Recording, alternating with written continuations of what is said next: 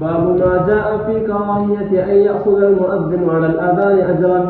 وبه قال حدثنا هناد قال حدثنا أبو زبيد عن أشعث عن الحسن عن عثمان بن عبد العاص رضي الله عنه وعنهم قال إن من آخر ما عهد إلي رسول الله صلى الله عليه وسلم أن اتخذ مؤذنا لا يأخذ على أذانه أجرا. قال أبو عيسى حديث عثمان حديث حسن والعمل على هذا عند أهل العلم كرهوا أن يأخذ على الأذان أجرا واستحبوا للمؤذن أن يحتسب في أذانه. باب ما جاء في كراهية أن يأخذ المؤذن على الأذان أجرا. یہ باب ہے اس بات کی کراہیت میں. کراہیت کا لفظ حرام معنی میں ہے، حرمت کے بیان میں. اس بات کی حرمت کے بیان میں کہ مؤذن اپنی اذان کے اوپر اجرت لے. مؤذن کا اذان پر اجرت لینا حرام ہے. یہ ہے باب. اس کے اندر حدیث لائے عثمان ابن ابی العاص سے. انہوں نے کہا ان من آخر ما عہد الی رسول اللہ صلی اللہ علیہ وسلم ان نتخذ مؤذنا لا یاخذ علی اذانہ اجرا. اللہ کے نبی علیہ السلام نے آخری وہ بات جو مجھ سے کی. حضرت عثمان ابن ابی العاص کہتے ہیں ان آخری ما عہد الی رسول اللہ صلی اللہ علیہ وسلم، سب سے آخری وہ بات جو اللہ کے رسول علیہ السلام نے مجھ سے معاہدہ لیا وہ یہ تھا ان نتخذ مؤذنا، کہ تم بناؤ مؤذن کو، مقرر کرو مؤذن کو، ایسے مؤذن کو لا یاخذ علی اذانہ اجرا، جو اپنی اذان کی اجرت نہیں لیتا. اس کے اندر حضور نے بتایا ہے کہ مؤذن ایسا ہونا چاہیے جو اذان کی اجرت نہ لے. یہ مسئلہ ایک ماریکۃ الآراء مسئلہ ہے، اور اس مسئلے کا عنوان ہے عبادات پر اجرت لینا. اجرت علی العبادات، جو کام عبادت کے ہیں جیسے اذان دینا عبادت ہے، امامت کرنا عبادت ہے، تلاوت کرنا عبادت ہے، خطابت کرنا عبادت ہے. ایسے بہت سارے کام ہیں جو عبادت کی قبیل کے ہیں. ایسے کاموں پر اجرت لینا جائز ہے کہ نہیں؟ اس میں امام شافعی رحمت اللہ علیہ کا مسلک یہ ہے کہ جائز ہے. اور امام شافعی نے ایک حدیث سے استدلال کیا ہے جس کو امام بخاری رحمت اللہ علیہ نے روایت کیا، جس میں آتا ہے کہ حضرت ابو سعید خدری رضی اللہ تعالی عنہ کو چند صحابہ کرام کے ساتھ اللہ کے رسول علیہ السلام نے کسی مہم پہ بھیجا تھا. چلتے چلتے ایک گاؤں پر سے ان کا گزر ہوا اور وہ سب بھوکے تھے. وہاں کے لوگوں سے انہوں نے کہا کہ ہم مسافر ہیں، ہمارے کھانے کا انتظام کر دو. عرب کے ہاں ایسا دستور تھا. ہمارے علاقوں میں تو اس کا تصور نہیں کر سکتے آپ، لیکن عربوں کے اندر یہی دستور تھا. کوئی بھی ہو، رشتہ دار ہو، غیر رشتہ دار ہو، لیکن وہ لوگ بڑے مہمان نواز ہوتے. کوئی بھی مسافر آ گیا یا کوئی بھی مہمان وارد ہو گیا تو وہ لوگ اس کے کھانے کا پینے کا نظام بناتے تھے، چاہے وہ اپنا رشتہ دار ہو یا رشتہ دار نہ ہو، کوئی بھی آدمی ہو، پہچان ہو کہ نہ ہو. اسی لیے عرب لوگوں کی مہمان نوازی دنیا میں مشہور ہے. لیکن جب یہ لوگ اس علاقے سے گزرتے ہوئے وہاں انہوں نے کہا کہ ہمیں کچھ کھانے پینے کا نظام بنا کے دو، تو وہاں کے لوگ ایسے تھے جنہوں نے اس کی کوئی پرواہ نہ کی اور ان کے لیے کھانے پینے کا کوئی نظام نہیں بنایا. خیر یہ لوگ آگے نکل گئے، ان کو تو آگے جانا تھا. یہ لوگ ذرا آگے بڑھے تھے، اتنے میں یہاں پر اس قبیلے کے سردار کو سانپ نے ڈس لیا اور انہوں نے کچھ علاج معالجہ کیا لیکن کوئی فائدہ نہیں ہوا. تو جو لوگ وہاں تھے انہوں نے کہا یہ قبیلہ یہ جو لوگ ابھی آئے تھے یہ تو بڑے بھلے لوگ معلوم ہوتے ہیں, ان میں سے کوئی ایسا آدمی ہوگا جو اس کا کچھ منتر ونتر جانتا ہو, لہذا جاؤ تلاش کرو ان لوگوں کو, اگر کوئی منتر پڑھنے والا ہو تو لے کے آؤ, ان کو جو اجرت دینا ہے دے دیں. چنانچہ لوگ بھاگے بھاگے ان کے پاس میں گئے, یہ لوگ جا رہے تھے. جا کر ابو سعید خدری سے انہوں نے کہا کہ ہمارے جو سردار ہیں ان کو اژدہا کاٹ لیا ہے, سانپ نے کاٹ لیا ہے, علاج نہیں ہو رہا ہے, لہذا آپ میں اگر کوئی ایسا آدمی ہے جو اس کا منتر پڑھتا ہو اور اس کو جھاڑتا ہو تو آ کر ہم کو ذرا تعاون کر دے. ابو سعید خدری نے کہا کہ ٹھیک ہے میں آ کر جھاڑ دوں گا, لیکن یہ بتاؤ کہ کیا دو گے, اس کی کیا اجرت دو گے؟ تو انہوں نے کہا کہ 30 بکریاں دیں گے. 30 کا لفظ بھی آیا ہے روایت میں, تو گویا کہ ایک ریوڑ بکریوں کا دینے وہ تیار ہو گئے. چنانچہ ابو سعید خدری اپنے لوگوں کے ساتھ میں تشریف لائے اور پھر جو ہے اس آدمی کے پاس پہنچ کر انہوں نے پڑھا اور دم کیا اور انہوں نے سورہ فاتحہ کی تلاوت کی. سورہ فاتحہ پڑھ کر دم کیا. حدیث کے اندر الفاظ ہیں کہ جو ہی انہوں نے دم کیا اور فارغ ہوئے وہ ایسا محسوس کیا گویا کہ کسی رسی میں بندھے ہوئے آدمی کو رسی سے کھول کے چھوڑ دیا جائے. کأنہ نشط فی عقال, ایسا معلوم ہوا جیسے کہ رسی میں بندھے ہوئے آدمی کو کھول کے چھوڑ دیا جائے, یعنی راحت بالکل سب دور ہو گیا. تو لوگوں نے کہا بھائی ان کی وہ اجرت دے دو. چنانچہ 30 بکریاں ان کو دے دی گئی. یہ حضرات لے کر آگے بڑھے. ان صحابہ کرام میں اختلاف ہوا, بعضوں نے کہا کہ بھائی اس کو تقسیم کر لو, لیکن ابو سعید خدری نے کہا کہ ابھی ہم تقسیم اس کو نہیں کریں گے, بلکہ جب اللہ کے رسول علیہ السلام کی خدمت میں جائیں گے وہاں پر اس بات کو پیش کریں گے اور پھر وہاں تقسیم کریں گے. چنانچہ اللہ کے نبی علیہ السلام کے بعد جب واپس ہوئے سارا قصہ اللہ کے نبی صلی اللہ علیہ وسلم کو سنایا. نبی اکرم صلی اللہ علیہ وسلم نے کہا کہ تم نے کیا پڑھا تھا؟ انہوں نے کہا میں نے سورہ فاتحہ پڑھی. اللہ کے نبی صلی اللہ علیہ وسلم نے سورہ فاتحہ کے بارے میں بتایا کہ واقعی اس کے اندر بہت ساری بیماریوں کا علاج ہے, اور پھر اس کے بعد یہ جملہ فرمایا کہ سب سے بہترین اجرت جو کسی آدمی کو ملے وہ اجرت ہے جو کتاب اللہ پر ملتی ہے. یہ جملہ فرمایا سب سے افضل اجرت جو کسی آدمی کو مل سکتی ہے وہ اجرت ہے جو اللہ کی کتاب پر اس کو ملتی ہے. امام شافعی رحمت اللہ علیہ اس حدیث سے استدلال کر رہے ہیں کہ دیکھو اللہ کے نبی صلی اللہ علیہ وسلم کے ان صحابہ کرام نے سورہ فاتحہ پڑھ کر دم کیا اور اس کے اوپر اجرت لی, اور اللہ کے رسول نے اس کی تصدیق کی اور یہ بھی فرمایا کہ یہ سب سے اچھی اجرت ہے جو لی جاتی ہے وہ کتاب اللہ پر اجرت. لہذا کتاب اللہ پڑھا کر, کتاب اللہ پڑھ کر یا اور کوئی دین کا کام کر کے, کوئی عبادت کر کے اگر اجرت لی جائے تو یہ اس حدیث کی روشنی میں جائز ہے. لیکن علماء احناف یہ کہتے ہیں اور دیگر علماء بھی کہ یہاں پر مقصود تلاوت اور ثواب نہیں تھا, بلکہ یہاں تو مقصود علاج تھا. یہ بطور تلاوت انہوں نے نہیں پڑھا تھا بلکہ بطور دعا پڑھا تھا, بطور علاج کیا تھا. اگر کوئی پڑھ کر پھونک مارتا ہے, دم کرتا ہے اور اس کی اجرت لیتا ہے یہ بات تو جائز ہے, لیکن ایک آدمی قرآن کی تلاوت کر رہا ہے اللہ کے اجر کے لیے تو اس پر اجرت لینے کا کیا مطلب ہے؟ مؤذن اذان دیتا ہے, مؤذن کی اذان تو اللہ کا پیغام پہنچانے کے لیے ہے, اس کے لیے تو قیامت میں اس کا اجر موجود ہے, دنیا کے اندر اس کے لیے اجر طلب کرنا جائز نہیں.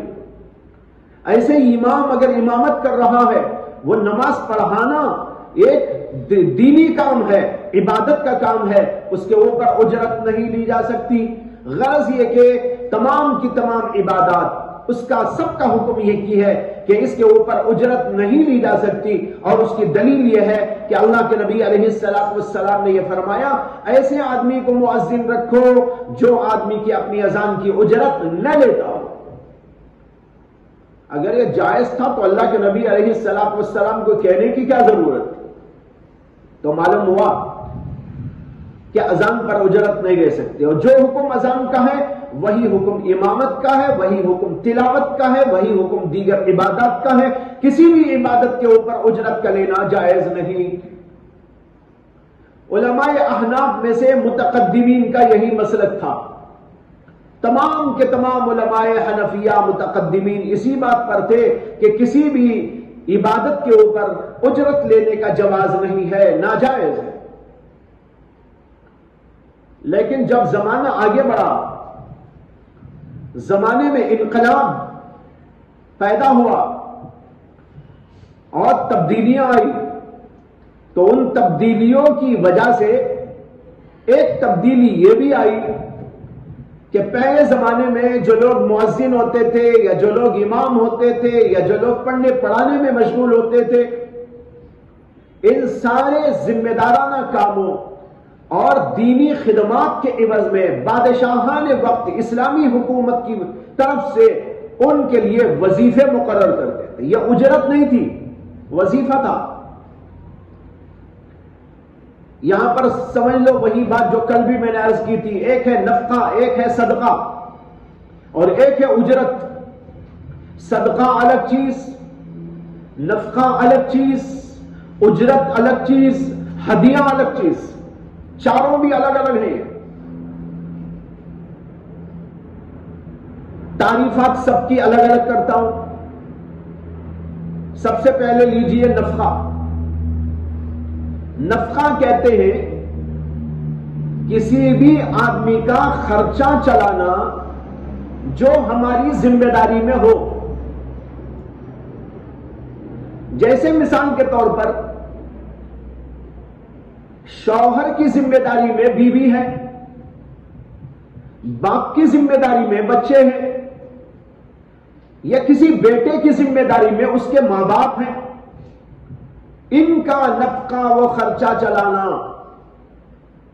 یہ اس آدمی کی ذمہ داری ہے۔ شوہر بیوی کا خرچہ چلائے گا، باپ بچوں کا خرچہ چلائے گا۔ اگر کوئی بیٹا ہے اور اس کے ماں باپ غریب ہیں تو ان ماں باپ کا خرچہ وہ چلائے گا۔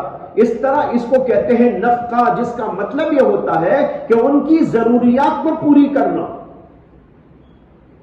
یہ کہ تو یہ ہے، یہ وہاں ہوتا ہے جہاں کوئی تعلق ہوتا ہے، جیسے کہ ماں باپ کا تعلق، بچوں کا تعلق، میاں بیوی کا تعلق، یا اور کوئی رشتہ داری کا تعلق۔ اور پھر درجہ بدرجہ یہ جو ہے ذمہ داریاں بڑھ بھی سکتی ہیں، گھٹ بھی سکتی ہیں۔ ایک تو یہ ہے، اس کا نام ہے نفقہ۔ دوسری چیز ہے اجرت۔ اجرت کے معنی آتے ہیں ایک کام کر کے یا ایک کام کرا کر اس کی مزدوری دینا۔ جیسے آپ ایک مزدور کو بلاتے ہیں اور کہتے ہیں یہ دیوار بناؤ، اس نے دیوار بنا دی تو دیوار کی اجرت دیتے ہیں، اس کے کام کی مزدوری دیتے ہیں۔ الیکٹریشن کو بلاتے ہیں اور الیکٹرک کا کوئی کام کراتے ہیں اور اس کے بعد اس کی اجرت اس کا دیا جاتا ہے۔ اس کا نام تو ہے اجرت، جو کسی کام کے اوپر دی جاتی ہے۔ اس میں کام کے تناسب سے اجرت مقرر ہوتی ہے۔ 1 گھنٹے کے کام پر 10 روپے، 2 گھنٹے کا کام کرے گا 20 روپے، 1 دن کام کرے گا 50 روپے، 100 روپے، وقت کے لحاظ سے اور اس کے کام کی نوعیت کے لحاظ سے اجرت مقرر کی جاتی ہے۔ لیکن ماں باپ کو جو آپ خرچہ دیتے ہیں یا بیوی بچوں کو جو خرچہ کوئی چلاتا ہے، اس کو اجرت نہیں بول سکتے۔ اجرت کا ہی کی وہ؟ ارے بھائی وہ ہمارے کوئی بڑے ہیں یا ہمارے کوئی چھوٹے ہیں، بچے ہیں، ان کی ہم ذمہ داری پوری کر رہے ہیں، وہ ہماری ذمہ داری میں ہے، ان کا کھلانا، ان کا پلانا، ان کی دیکھ بھال کرنا اور ان کی تمام ضروریات کی کفالت کرنا، ان کے دوا دارو کا انتظام کرنا، ان کے لیے گھر کا نظام بنانا، ان کے لیے کپڑوں کا نظام بنانا، کھانے کا نظام بنانا، یہ اس آدمی کی ذمہ داری ہے، اس لیے وہ اس کو کرتا ہے، وہ اجرت نہیں۔ اجرت یہ ہے کہ کسی کو کام دو اور جو کام وہ کرے اس کے اوپر اجرت دو۔ تیسری چیز ہے صدقہ۔ صدقہ کہتے ہیں کسی آدمی کی غربت اور محتاجی اور اس کی بے کسی دیکھ کر اس کا تعاون کرنا، خیرات جس کو کہتے ہیں۔ ظاہر بات ہے یہ جو تعریف ہے صدقے کی، نفقے سے بالکل جدا چیز ہے۔ بیوی کو جو کھلاتا ہے کیا غریب سمجھ کے کھلاتا ہے؟ بچوں کو اپنے خرچہ جو دیتا ہے، کھلاتا پلاتا ہے، اسے کھلاتا پلاتا ہے کہ میرے بچے محتاج ہیں، غریب ہیں۔ باپ کو اگر یہ بولو تھپڑ مار دے، میرے بچوں کو غریب بولتا ہے، غریب رہا تو بھی تھپڑ مار دے گا۔ کیوں؟ اس لیے کہ وہ اپنے بچوں کو غریب ہونے کی وجہ سے نہیں کھلاتا پلاتا، بلکہ اپنے بچے ہونے کی وجہ سے کھلاتا پلاتا ہے۔ تو صدقے میں، نفقے میں زمین و آسمان کا فرق ہے، دونوں کی تعریف بالکل الگ الگ۔ اس کے اندر بنیاد ہوتی ہے محتاجی، غربت، فقر و فاقہ، اور وہاں پر تعلق۔ اجرت میں کیا ہوتا ہے؟ کام کو دیکھا جاتا ہے، کام کرنے والا وہ ہمارا کام کیا تو اسے اجرت دینا پڑے گا۔ وہ غریب ہے کہ امیر ہے، کروڑ پتی ہے، لکھ پتی ہے، اس سے ہمیں کوئی بحث نہیں ہے۔ کام وہ کرے گا، اجرت لے کے جائے گا۔ دنیا میں آج بھی بہت سارے لوگ بہت سارے کام کر رہے ہیں، کروڑ پتی ہیں، ارب پتی ہیں، کام کراتے ہیں، اجرت کا پیسہ لیتے ہیں۔ ساری دنیا میں نظام چل رہا ہے، وہاں بھی غربت کو کوئی دخل نہیں۔ وہاں کیا ہے؟ کام، اور کام کے اوپر پیسہ، یہ ہے اجرت۔ اور چوتھی چیز ہے ہدیہ۔ یہ ان ساروں سے جدا اور چیز ہے۔ ہدیے کا معنی ہوتا ہے کسی کی محبت یا عظمت میں کوئی چیز اس کو پیش کرنا۔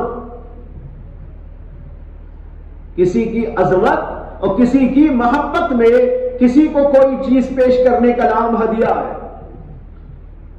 آپ اپنے دوست کے پاس جاتے ہیں تو آپ کے دل میں آتا ہے کہ دوست سے ملنے جا رہا ہوں، اس لیے بھائی کوئی ہدیہ لے کے جانا چاہیے۔ کبھی یہ خیال آتا ہے کوئی صدقہ لے کے جانا چاہیے۔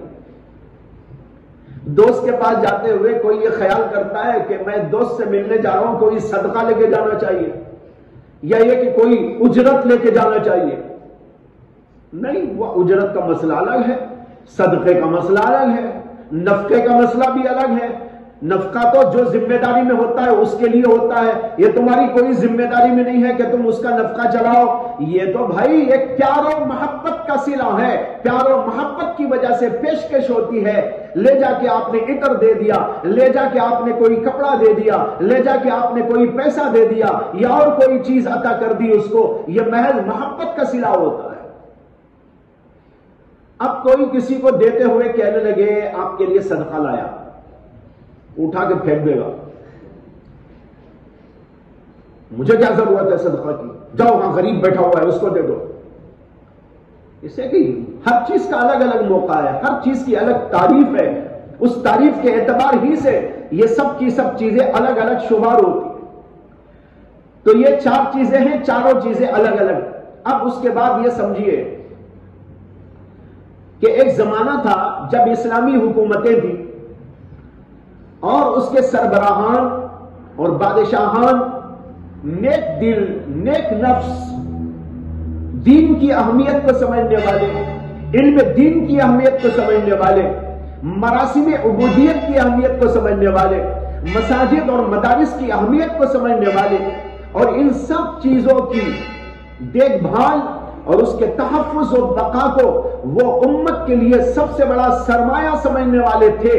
یہ لوگ اس زمانے کے اندر جو علماء اپنی اپنی جگہ پر خدمات انجام دے رہے تھے، یا جو مؤذنین اذان دیا کرتے تھے اور ائمہ حضرات جو امامت کیا کرتے تھے، ان سب کے لیے وظیفے مقرر کرتے تھے۔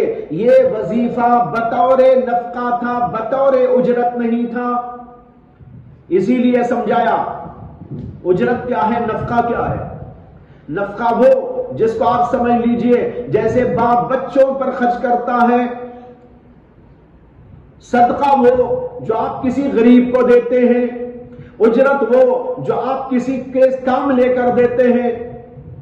یہاں پر جو ائمہ حضرات کو اور علماء کرام کو، محدثین اعظام کو، مفسرین کرام کو مختلف جگہ پر بکھرے ہوئے یہ ائمہ جو بیٹھ کر دین کی خدمت کر رہے تھے، ان حضرات کو جو دیا جاتا تھا وہ بطور نفقہ وظیفہ دیا جاتا تھا۔ نفقہ کیوں دیتے تھے؟ بھائی اسلامی حکومت کی ذمہ داری ہے کہ وہ اپنی رعایا کا نفقہ چلائے، جیسے باپ کی ذمہ داری ہے کہ وہ اپنے بچے کا خرچہ چلائے، شوہر کی ذمہ داری ہے کہ وہ اپنی بیوی کا خرچہ چلائے، اور بیٹے کی ذمہ داری ہے کہ وہ اپنے ماں باپ کا خرچہ چلائے۔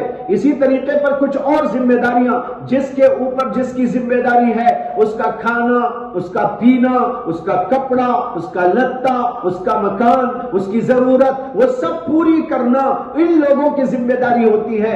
جیسے یہاں نفقہ ہے، بالکل اسی طریقے پر اسلامی حکومت کے سربراہ کی ذمہ داری ہوتی ہے کہ وہ اپنی رعایا میں جو لوگ بھی ایسے ہیں جن کو کھانے کی، پینے کی ضروریات، ان سب چیزوں کی ضرورت ہے، ان کو وہ بہم پہنچائے۔ لوگوں میں دو قسم کے لوگ ہوتے ہیں، میں مسئلہ پوری طرح سمجھا رہا ہوں آپ کو، اچھی طرح سمجھ لو واضح طور پر۔ لوگوں میں دو قسم کے لوگ ہوتے ہیں، ایک وہ لوگ ہوتے ہیں جو خود کماتے ہیں، ان کی دکانیں ہیں، ان کا پروڈکشن ہے، ان کی تجارتیں ہیں، ان کی منڈیاں ہیں۔ یہ تو وہ لوگ ہوتے ہیں یہ صنعت و حرفت اور پیشہ کرتے ہیں، اس کے ذریعے وہ کمائی کرتے ہیں۔ ایک یہ دینی خدام ہے۔ اب دینی خدام کے لیے ایک صورت تو یہ ہے کہ وہ ابھی اپنے پیٹ کے لیے اور اپنے بچوں کے لیے اور اپنی ضروریات کو پوری کرنے کے لیے وہ بھی بازاروں میں جائیں اور دکان لگا کے بیٹھے۔ اگر وہ یہ کام کریں گے تو پھر مساجد کا نظام ٹھپ، مدارس کا نظام ٹھپ، تمام دینی خدمات کا نظام ٹھپ، اس لیے کہ وہ ادھر چلے گا تو اس کو کون سنبھالے گا؟ پھر محدثین کہاں پیدا ہوں گے؟ حفاظ کرام کہاں پیدا ہوں گے؟ مفسرین کرام کو کون پیدا کرے گا اور اس علم کو کون زندہ رکھے گا؟ اسی طرح مساجد کا نظام کیسے چلے گا؟ مساجد کے اندر اذان بر وقت کیسے ہوا کرے گی؟ مساجد کے اندر امامت اور خطابت بر وقت کون کر سکے گا؟ ظاہر بات ہے سب بکھرے ہوئے ہیں، اپنے اپنے کام میں مشغول ہیں، تو اس ذمہ داری کو پورا کرنے والا نہیں رہے گا، نتیجہ نکلے گا مدارس ٹھپ ہو جائیں گے، علم ٹھپ ہو جائے گا، دینی علم کا سلسلہ بند ہو جائے گا، حفاظ کا تیار ہونا بند ہو جائے گا، علماء کا پیدا ہونا بند ہو جائے گا، اور مساجد کو تالا لگ جائے گا، نہ اذان ہوگی، نہ نماز ہوگی، نہ کوئی اور۔ تو یہ صورت نہیں ہو سکتی تھی، اس لیے علماء اس ذمہ داری کو سنبھالے ہوئے تھے۔ اب جب یہ ذمہ داری کو وہ سنبھالے ہوئے ہیں تو ان کے کھانے پینے کا ذمہ دار کون؟ ان کو مکان کون دے گا؟ ان کے ضروریات کو کون پوری کرے گا؟ اس لیے کہ اللہ نے ضرورت تو سب کو لگائی، انبیاء کو بھی لگائی۔ انبیاء علیہ السلام آئے تو وہ بھی کھاتے تھے، وہ بھی پیتے تھے، ضرورت کی چیزیں ان کو بھی ضرورت پڑتی تھی۔ ما لہذا الرسول یاکل یمشی فی الاسواق، کھاتا ہے، پیتا ہے اور بازاروں میں چلتا اور پھرتا ہے۔ ان کے ذہنوں میں جو آیا تھا نا سوال یہی دیکھ کر تو آیا تھا، مالی حاضر رسول، کیا ہے یہ رسول؟ کھاتا ہے، پیتا ہے، ایک کھانے پینے والا رسول کیسا؟ ان کے دماغوں میں یہ تھا۔ اب بھی بعض ایسے لوگ ہیں دنیا میں جو علماء کے بارے میں سمجھتے ہیں ان کو کھانا نہیں چاہیے، ان کو پینا بھی نہیں چاہیے، بس ان کو تو بھائی بس پڑھتے رہنا چاہیے، نہ بس پڑھتے رہنا، لکھتے رہنا، مسجد میں آتے رہنا، جاتے رہنا، اذان ہوتے رہنا، نماز ہوتے رہنا، پیٹ میں چوہے دوڑے تو اس کے اوپر پتھر ڈال لینا، یہ بے وقوف لوگ ہیں۔ بہرحال اللہ نے لگا رکھا ہے تو اس کے لیے ضرورت پڑتی ہے۔ تو اس زمانے کے بادشاہوں نے اس بات کو سمجھا کہ بھائی ہماری ذمہ داری ہے، یہ علماء اپنی ذمہ داری پوری کر رہے ہیں۔ جیسے بیوی گھر میں آ گئی، گھر کا نظام سنبھالنے وہ لگ گئی، شوہر کی ذمہ داری ہے کہ اس کی ضروریات کو پوری کرے۔ اسی طریقے پر علماء حضرات دین کی خدمتوں میں اپنے آپ کو لگا کر اس کے لیے قربان ہو چکے ہیں۔ تو بادشاہان وقت نے، اسلامی مملکت کے سربراہوں نے یہ ذمہ داری اپنی سمجھی کہ ان علماء کے لیے وظیفہ مقرر کر کر ان کا خرچہ برداشت کرنا وہ اسلامی حکومت کی ذمہ داری۔ یہ سلسلہ چلتا رہا۔ علماء نے فتویٰ دیا کہ اجرت نہیں لے سکتے آپ۔ امام ابو حنیفہ کا فتویٰ، تمام علماء احناف کا فتویٰ، متقدمین کا، اجرت لینا حرام ہے، پڑھنے پر، پڑھانے پر، امامت پر، خطابت پر، اذان پر، قرآن کی تعلیم پر، حدیث کی تعلیم پر، درس پر، تدریس پر، ان سب چیزوں کے اوپر اجرت کا لینا حرام ہے، ناجائز ہے۔ آپ حدیث پڑھا کر اجرت نہیں لے سکتے، قرآن پڑھا کر اجرت نہیں لے سکتے، امامت کر کے اجرت نہیں لے سکتے، اس لیے کہ تمہارا رہا کھانا پینا وہ تو اللہ نے دوسرا انتظام کر رکھا ہے تمہارے لیے، وہاں سے آئے گا وظیفہ، وہ کھاتے رہو پیتے رہو اور علم دین کی خدمت اور دین کی خدمت بنا کسی عوض کے کرتے چلے جاؤ۔ نظام بن گیا، نظام چل رہا تھا، لیکن آگے چل کر جب حالات میں تبدیلیاں آئی اور سربراہان مملکت کے اندر دین کی اہمیت کم ہو گئی، دین کی اہمیت کم ہوئی تو اہل دین کی اہمیت بھی کم ہو گئی، اور اہل دین کی کم ہوئی تو اہل علم کی بھی کم ہو گئی، علم کی بھی کم ہو گئی، مراسم عبودیت کی کم ہو گئی۔ انہوں نے کہا بس دنیا میں لگو۔ اب ان کے ذہنوں کے اندر ان ساری چیزوں کی اہمیت ختم ہو جانے کے بعد نتیجہ یہ سامنے آیا کہ آہستہ آہستہ سربراہان مملکت اور بادشاہان نے وظائف جو جاری کر رکھے تھے پہلے وہ بند کرنا شروع کر ڈالے۔ آہستہ ہوتے ہوتے ایک زمانہ ایسا آیا کہ کلیتاً یہ قصہ ختم ہو گیا۔ اب دو ہاتھ سے خالی نہیں تھی بات،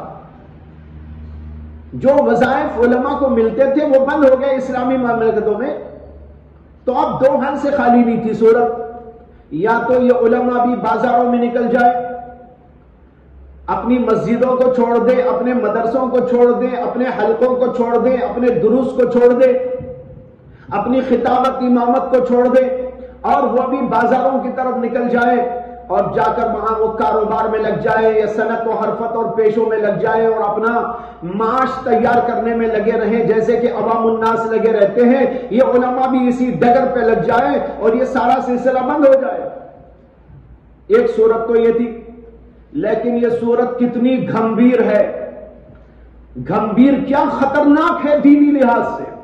اگر علماء یہ فیصلہ کر کے اٹھ جاتے کہ جب ہمیں کھانا پینا ہماری ضرورت ہے، بغیر اس کے ہمارا کام نہیں چل سکتا، اور ہمارے بیوی بھی ہیں، بچے بھی ہیں اور دیگر ضروریات بھی ہیں، ہمارے ماں باپ بھی ہیں اور متعلقین بھی ہیں، اس لیے ہمیں ان سب چیزوں کی ضرورت ہے جو عوام کو ضرورت پڑتی ہے، لہذا ہم بھی کاروبار میں چلے جاتے ہیں۔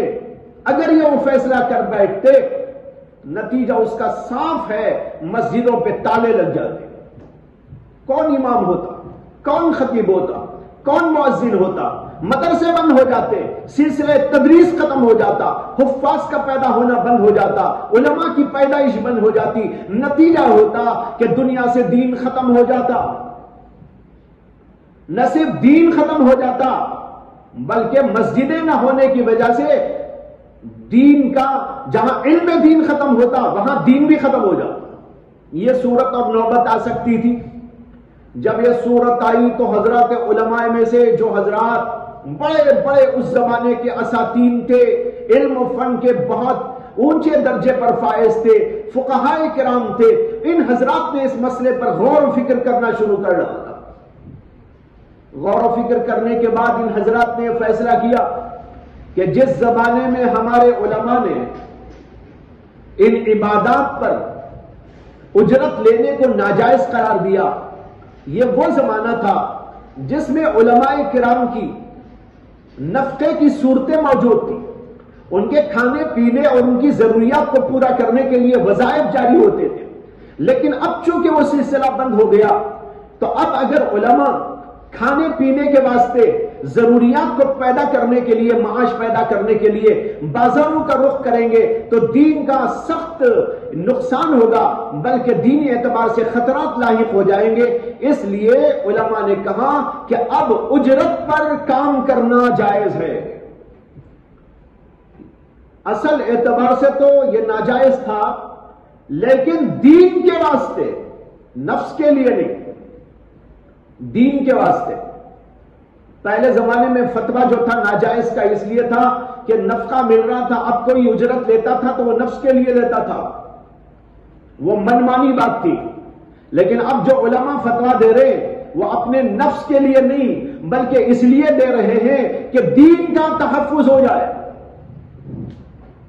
اس لیے کہ اجرت لے کر پڑھنا پڑھانا اور امامت و خطابت اور اذان کا سلسلہ جاری رہے گا تو دین زندہ رہے گا اور علم دین بھی زندہ رہے گا، ورنہ تو علم بھی مر جائے گا اور دین بھی مر جائے گا، بلکہ دنیا سے ختم ہو جائے گا. اس کے تحفظ اور بقا کے لیے علماء نے کہا اب علماء کرام اور دینی خدام ان ساری چیزوں کے اوپر اجرت لے کر کام کر سکتے ہیں جن کی شدید ضرورت ہے. یہاں یہ فتویٰ آیا. علامہ شامی رحمت اللہ علیہ کی کتاب شامی، اس کے اندر اس کی بحث موجود ہے. فتاوی قاضی خان کے اندر بھی یہ تفصیل موجود ہے. اسی طریقے پر اور کتابوں میں بھی ہے. علامہ شامی رحمت اللہ علیہ کی کتاب جو شامی کے نام سے مشہور ہے اور اس کا اصل نام ہے رد المختار، جو در مختار کی شرح ہے، در مختار کا حاشیہ، اس کے اندر بھی انہوں نے یہ تفصیلات لکھی ہوئی ہیں. اس کے علاوہ علامہ شامی کی ایک کتاب شرح عقود رسم المفتی جو مفتیان کرام کے لیے مدرسوں میں پڑھاتے ہیں، ہمارے مدرسے میں بھی ہے. عقود رسم المفتی کے نام سے چھوٹی سی کتاب ہے جس کے اندر مفتی کے لیے اصول بتائے گئے ہیں، فتوے کے اصول بتائے گئے ہیں اور اس کے طریقے و آداب بتائے گئے ہیں. اس کے اندر بھی انہوں نے اس مسئلے پر بڑی سیر حاصل بحث کی. اس کا خلاصہ وہ ہے جو میں نے ابھی آپ کے سامنے پیش کر دیا. تو اب جا کر علماء متاخرین نے یہ فیصلہ دیا کہ ان عبادات کے اوپر اجرت لینا جائز ہے تاکہ دین کا تحفظ ہو، دین کا بقا ہو، دینی تمام عبادات جاری رہے، اس کے اندر کوئی خلل اور اس کے لیے کوئی خطرہ پیش نہ آئے.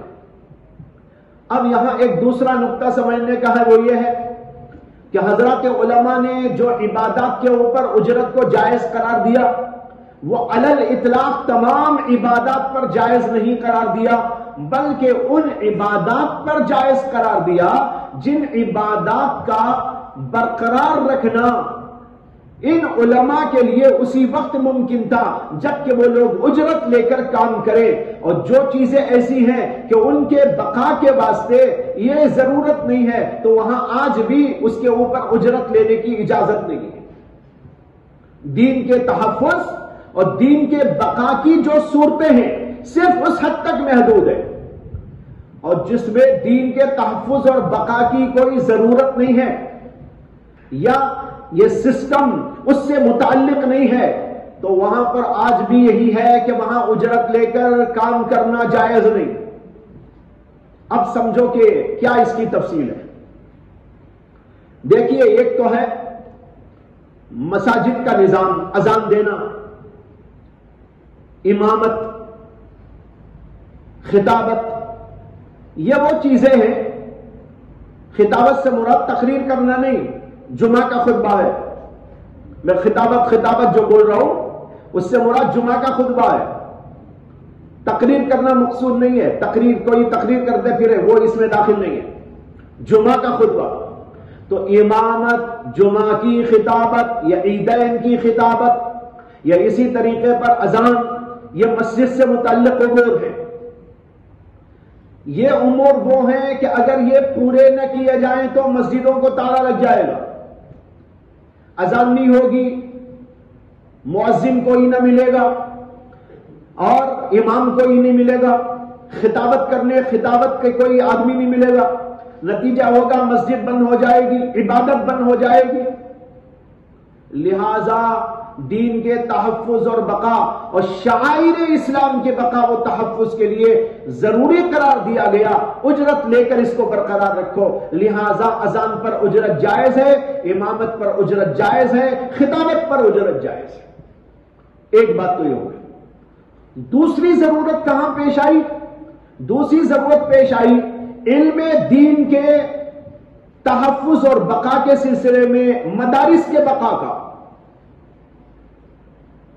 تعلیم، تعلم، یہ علماء کی ذمہ داری مدارس سے متعلق چیز ہے.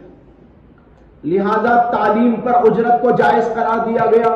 اس لیے کہ اگر تعلیم پر اجرت جائز نہ ہو تو مدرسین اور معلمین بازاروں میں رہیں گے، پھر حافظ کون بنے گا؟ حافظ کیسا پیدا ہوں گے؟ عالم کون بنے گا؟ عالم کو بنانے والے لوگ تو بازاروں میں پھر رہے ہیں.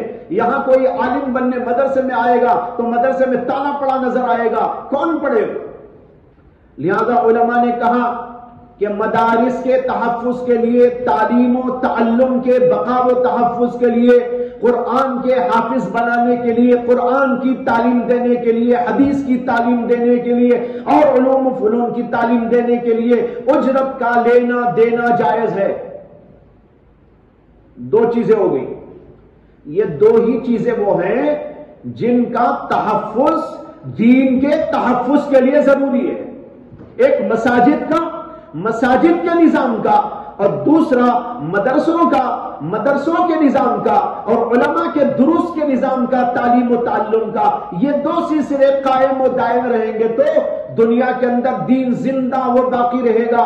ایک طرف عبادت انجام دی جاتی رہے گی اور دوسری طرف تعلیم و تعلم کا سلسلہ چلتے ہوئے حافظ بنتے رہیں گے، عالم بنتے رہیں گے، مفتی بنتے رہیں گے، محدث بنتے رہیں گے اور یہ سلسلہ دین کا دنیا کے اندر زندہ قائم پائندہ رہے گا.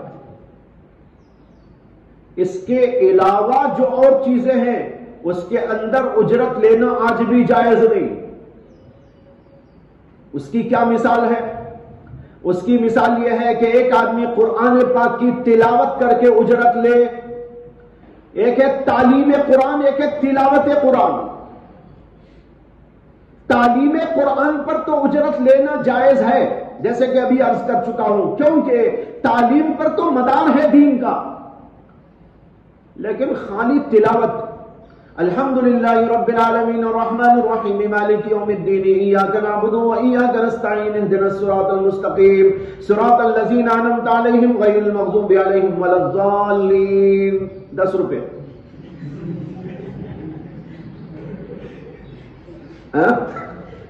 کتنے روپے؟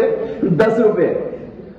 اچھا بھائی، اللہ لا الہ الا هو الحی القیوم لا تأخذه سنة ولا نوم له ما في السماوات وما في الارض من ذا الذي يشفع عنده الا باذنه يعلم ما بين ايديهم وما خلفهم ولا يحيطون بشيء من علمه الا بما شاء وسع كرسيه السماوات والارض وهو العلي العظيم. 50 روپے. یہ حرام ہے، ناجائز ہے، آج بھی ناجائز ہے. اس لیے کہ یہ پڑھنے کا تعلق تو ذات سے ہے، دین کے تحفظ اور بقا سے کیا تعلق ہے اس کا؟ سمجھ میں آ رہی نا بات؟ اذان کا تعلق تو دین کے شاعر سے ہے. اذان ہوگی نماز ہوگی، اذان ہوگی مسجد کھلے گی، اذان ہوگی لوگ آئیں گے، اذان ہوگی تو نماز ہوگی، اذان ہوگی امام ہوگا، خطیب ہوگا تو وہاں پر امامت اور خطابت چلتی رہے گی. یہ عبادت کے سارے راستے زندہ رہیں گے. اور مدارس اور اس میں تعلیم و تعلم کا سلسلہ جاری رہے گا تو اس کی وجہ سے دین زندہ رہے گا، علم دین زندہ رہے گا. لیکن بھائی ایک آدمی قرآن پڑھ کر اجرت لے، اس کا کیا تعلق ہے بقا و تحفظ دین سے؟ اس کا کوئی تعلق نہیں. اس لیے آج بھی مسئلہ یہ ہے قرآن کی تلاوت پر اجرت حرام ہے. ہو سکتا ہے کسی کے ذہن میں شبہ پیدا ہو کہ ابھی تو آپ نے ابو سعید خدری کی حدیث پڑھی تھی بخاری کے حوالے سے، اور اس کے اندر آیا تھا کہ انہوں نے تلاوت کی تھی سورۃ الفاتحہ کی اور اس کے اوپر 30 بکریوں کی اجرت لی تھی. جواب تو میں نے اسی وقت دے دیا تھا، یہ تلاوت نہیں ہے، یہ دعا و علاج ہے. علاج پر لے سکتے، علاج تو ایک اور چیز ہے. قرآن کے الفاظ پڑھ کر یا کوئی اور منتر، جائز منتر پڑھ کر یا کوئی اور انداز سے کوئی علاج کر کر، یہ تو ایسا ہی ہے جیسے ڈاکٹر صاحبان کرتے، یہ بھی اسی قبیل سے ہے. بس یہ قرآن اور دعاؤں کے ذریعے ہے، وہ کسی اور ذریعے سے ہے، لیکن ہے علاج و معالجے کا سلسلہ، اس کے اوپر اجرت لینا جائز ہے. لیکن محض تلاوت کے اوپر اجرت کا کوئی جواز اس لیے نہیں ہے کہ اجرت یہ تلاوت جو ہوتی ہے، تلاوت کا مقصد تو اللہ سے ثواب پانا ہے. ثواب پانے والا جب پڑھے گا ثواب ملے گا، نہیں پڑھے گا ثواب نہیں ملے گا. لیکن دنیا کے اندر دین کے زندہ رہنے نہیں رہنے سے اس کا کوئی تعلق نہیں. اب یہیں پر ایک مسئلہ اور آتا ہے، وہ ہے تراویح میں قرآن کی تلاوت. تراویح میں قرآن کی تلاوت پر اجرت. میرا رجحان شروع سے یہ تھا اور میں نے کئی اپنی کتابوں کے اندر بھی یہ مسئلہ لکھا ہے، جیسے منکرات رمضان میری کتاب ہے، اس کے اندر بھی ہے تفصیل کے ساتھ، اور اسی طریقے پر رمضان و جدید مسائل میری کتاب، اس کے اندر بھی اس مسئلے پر گفتگو ہے، تفصیلی گفتگو ہے. اور اسی ترتیب کے ساتھ وہاں کلام ہوا اور یہی اس کے اندر بتایا گیا ہے کہ یہ محض تلاوت ہے اور محض تلاوت کے اوپر اجرت جائز نہیں. ہمارے جمہور علماء کرام بھی اسی کے قائل ہیں، آج تک بھی اسی کے قائل ہیں.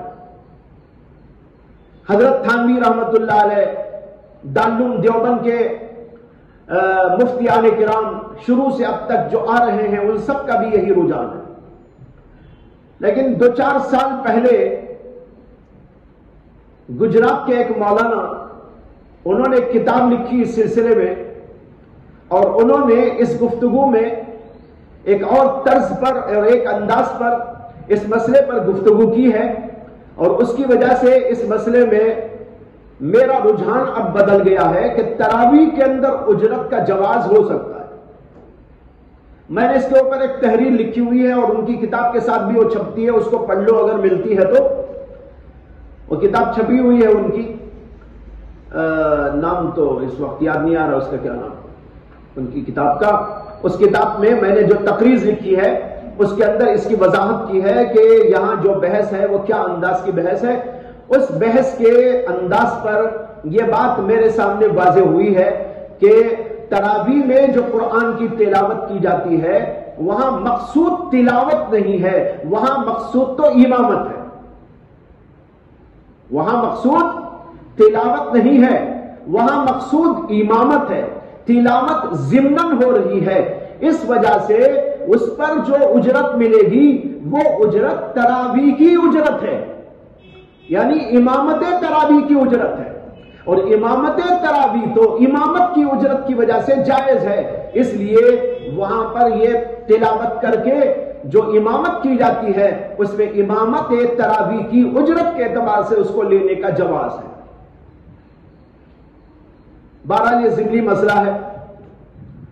عرض یہ کر رہا تھا کہ جو عبادات ایسی ہیں کہ تحفظ اور بقائے دین میں ان کا دخل عمل نہیں، وہاں اجرت آج بھی جائز نہیں، جیسے کہ میں نے مثال تلاوت کی دے دی. اور جو عبادتیں ایسی ہیں کہ دین کے تحفظ اور بقا کے لیے ان کی ضرورت ہے، جیسے تعلیم ہے، تعلم ہے، اذان ہے، امامت ہے، خطابت ہے۔ یہ چیزیں اگر دنیا میں باقی نہ رہے تو دین زندہ نہیں رہے گا، علم دین بھی زندہ نہیں رہے گا۔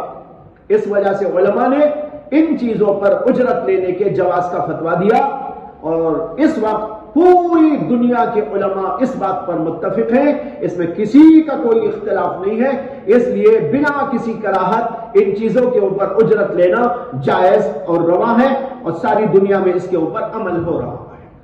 یہ ہے تفصیل جو اس موقع پر عرض کرنی ضروری تھی، وہ آپ کے سامنے عرض کر دی گئی۔ امام ترمذی کہتے ہیں والعمل علی ھذا عند اہل العلم کرہوا ان یاخذ المؤذن علی الاذان اجرا واستحبوا للمؤذن ان یحتسب فی اذانہ۔ یہ متقدمین کا مسلک بیان کیا ہے۔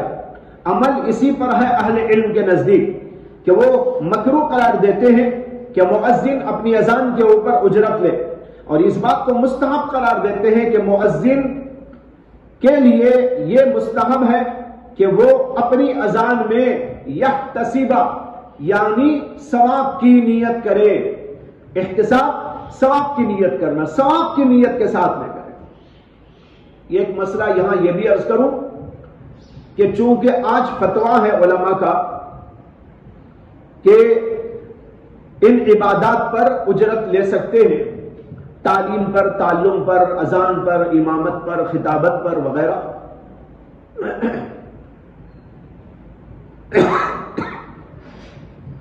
لیکن ایسے موقع پر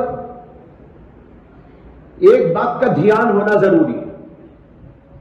آپ لوگ ابھی پڑھ رہے ہیں، پڑھنے کے بعد آپ کو بھی یہ موقع آئیں گے، آپ میں کوئی امام بنے گا، کوئی خطیب بنے گا، کوئی مدرس بنے گا، کوئی کچھ بنے گا۔ تو ایسے موقع پر اس بات کو ذہن میں رکھنا بہت ضروری ہے، لازمی ہے کہ اجرت لینے کے باوجود ہماری نیت خالصتاً اللہ کی رضا کی ہونی چاہیے۔ ہم یہ نیت کر کر امامت نہ کریں کہ بھائی اس کے ذریعے مجھے اپنا پیٹ پالنا ہے، اس کے ذریعے میرے کھانے پینے کا نظام بنانا ہے۔